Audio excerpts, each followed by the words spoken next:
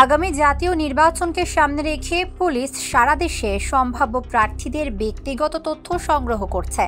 সম্প্রতি পুলিশ সদর দপ্তর থেকে প্রতিটি থানায় চিঠি পাঠিয়ে সম্ভাব্য প্রার্থীদের সুনির্দিষ্ট 11টি তথ্য সংগ্রহ করতে বলা হয়েছে। এর মধ্যে রয়েছে প্রার্থীর অপরাধমূলক কার্যকলাপের বিবরণ, থানায় থাকার রেকর্ড এবং নির্বাচনের সহিংসতা বা বিশৃঙ্খলা সৃষ্টির সম্ভাবনা রয়েছে কিনা সেই সংক্রান্ত তথ্য।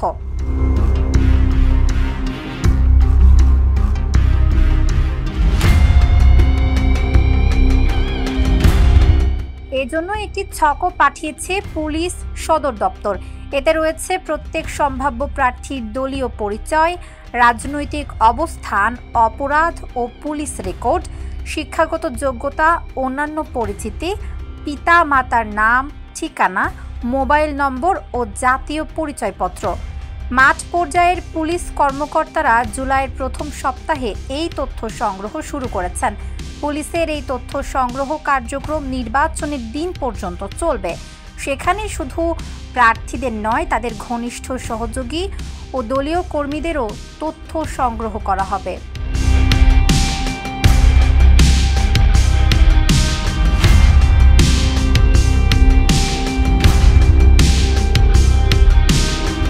পুলিশ বলছে, প্রাপ্ত এসব তথ্যের ভিত্তিতে আইন প্রয়োগকারী সংস্থাগুলো প্রতিটি আসনে নিরাপত্তার চাহিদা মূল্যায়ন করবে এবং নিরাপত্তার জন্য ঝুঁকিপূর্ণ প্রার্থীদের চিহ্নিত করবে। নির্বাচনের সহিংসতা বা অনিয়ম হওয়ার আগেই তা প্রতিরোধ করাই এই তথ্য সংগ্রহের লক্ষ্য।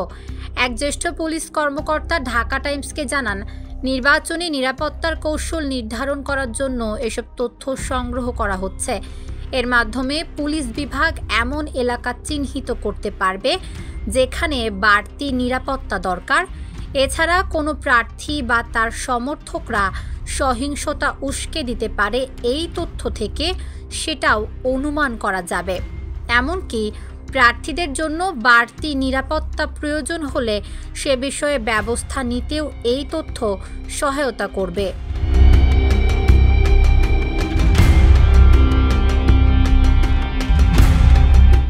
গাজীপুর জেলা একটি থানার ভারপ্রাপ্ত কর্মকর্তা নাম প্রকাশ না করে জানান, বিষয়টি নিয়ে কাজ করতে একটি গোপন সেল গঠন করা হয়েছে। এরই মধ্যে আগামী নির্বাচনের সম্ভাব্য প্রার্থীদের একটি তালিকা পাওয়া গেছে। এখন নির্দেশনা অনুযায়ী তদন্ত ও তথ্য যাচাই করা হচ্ছে।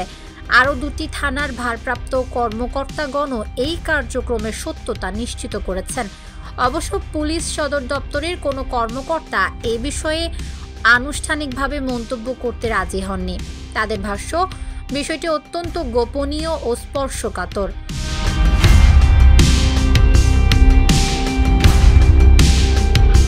সম্প্রতি পুরান ঢাকার মিল ব্যারাকে ঢাকা জেলা পুলিশ লাইন্স এবং ট্রাফিক ও ড্রাইভিং স্কুল পরিদর্শনের পর পুলিশ মহাপরিদর্শক বাহারুল আলম জানান, ঢাকায় যারা এলাকা ভিত্তিক আধিপত্য বিস্তার করছে, পুলিশ তাদেরই তালিকা প্রস্তুত করছে। তিনি বলেন, সামগ্রিক আইন শৃঙ্খলা পরিস্থিতি উন্নত করতে রাজনৈতিক দলগুলোরও গুরুত্বপূর্ণ ভূমিকা রয়েছে। এ বিষয়ে তাদের সহযোগিতা দরকার। তবে বিশেষজ্ঞরা সতর্ক করেছেন, বিভিন্ন সংস্থার নজরদারিতে অসামঞ্জস্য থাকলে পুলিশের এই উদ্যোগের অপব্যবহারও হতে পারে। দেশের প্রধান রাজনৈতিক দল বিএনপির নেতারাও এ নিয়ে তাদের মিশ্র প্রতিক্রিয়া জানিয়েছেন। ঢাকা টাইমসের সাথে আলাপকালে বিএনপি স্থায়ী কমিটির সদস্য ডক্টর মঈন খান বলেন, এটা যদি আইন শৃঙ্খলা রক্ষায় নিয়মিত কাজের অংশ হয় তাহলে ঠিক আছে, কিন্তু এর পেছনে যদি কোনো অসৎ উদ্দেশ্য থাকে তাহলে সেটা উদ্বেগের কারণ। পুলিশের এই কার্যক্রম নিয়ে জানতে চাইলে বিএনপির সাংগঠনিক সম্পাদক অধ্যক্ষ সেলিম ভুইয়া বলেন, নির্বাচন শান্তিপূর্ণ করতে হলে আইন প্রয়োগকারী সংস্থাগুলোকে বিভিন্ন ধরনের ব্যবস্থা নিতেই হবে, কিন্তু এই উদ্যোগের উদ্দেশ্য নিয়ে সন্দেহও থাকতে পারে, কারণ এর ফলে কার্যত প্রার্থীদের ওপর নজরদারি করা হবে। তাই এর অপব্যবহার ঠেকাতে অত্যন্ত সতর্কতার সঙ্গে ব্যবস্থা নিতে হবে। তিনি বলেন, প্রার্থীদের তথ্য শুধুমাত্র নির্বাচন কমিশনের কাছে থাকা উচিত। কোনো প্রার্থী কোনো ভুল করলে আইন অনুযায়ী ব্যবস্থা নেওয়ার বিধান রয়েছে, কিন্তু বিভিন্ন সংস্থা যদি সমন্বয় ছাড়াই তথ্য সংগ্রহ করে তাহলে এগুলো অপব্যবহারের হাতিয়ার হয়ে উঠতে পারে।